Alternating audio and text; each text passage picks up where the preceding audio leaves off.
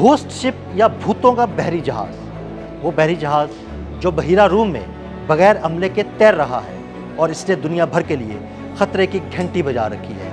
आइए आज आपको इस घोस्ट शिप की कहानी सुनाते हैं।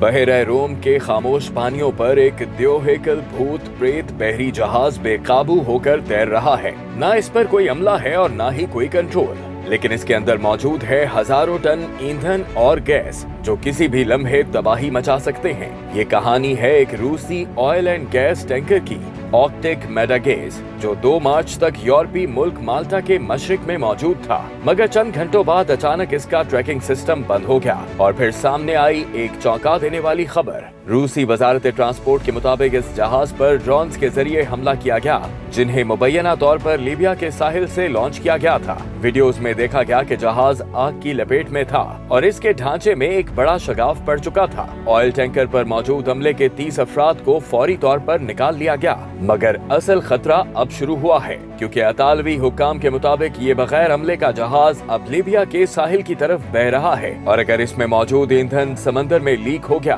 तो एक बड़े माहौलियाती बहरान का खतरा है।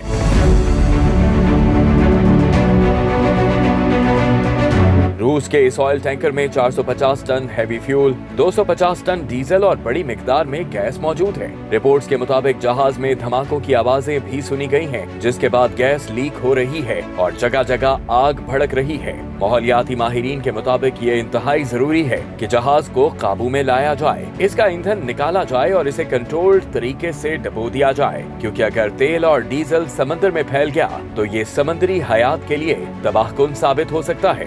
मगर ये काम इतना आसान भी नहीं, क्योंकि जहाज में मौजूद 60,000 टन से ज्यादा गैस किसी भी लम्हे धमाके का सबब बन सकती है। ये वाकया सिर्फ एक हादसा नहीं बल्कि एक बड़े नेटवर्क की तरफ भी इशारा करता है। माहिरीन के मुताबिक ये जहाज रूस के शैडो फ्लीट का हिस्सा हो सकता है, यानी एक खुफिया बहरी नेटवर्क जिसके जरिए रूस आलमी पाबंदियों से बचकर तेल और गैस की तरसील जारी रखता है। बगैर इंश्योरेंस और बंद ट्रैकिंग सिस्टम्स के साथ समंदर में सफर करने वाले पुराने और खस्ता हाल बहरी जहाजों में से अक्सर तेल समंदर में बह जाता है।